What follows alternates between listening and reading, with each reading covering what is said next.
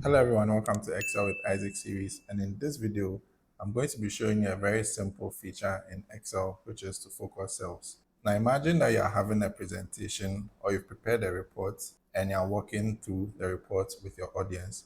Sometimes it's very difficult for your audience to be able to keep track of where you are in the report or what you're trying to show them. So Excel has a feature called focus cells that allows you to be able to highlight the exact cell you're in so that everybody can follow. So with that, let's begin.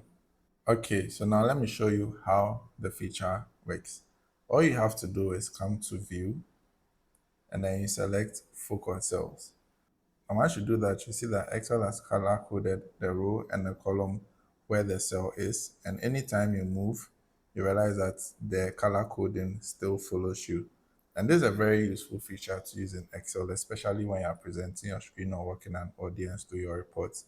And the cool thing about focus cells is that it gives you the flexibility to change the colors. So if you do not like the color that I'm using, you can come back to the focus cell, click on this small arrow or drop down. And once you click on it, you come to focus cell colors. And now focus cell colors, you can choose any kind of color that you want. And once you choose the color and you move anywhere in your sheet, you realize that the focus cell option, which is the color coding of the column and the row, moves with you.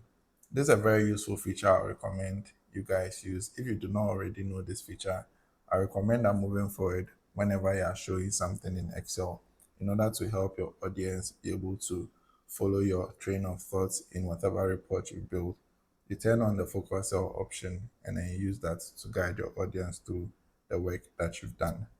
If you've been able to make it to the end of this video, thank you for watching as always. Like, subscribe, share with anyone that this knowledge will be helpful for, and I'll catch you all in the next video.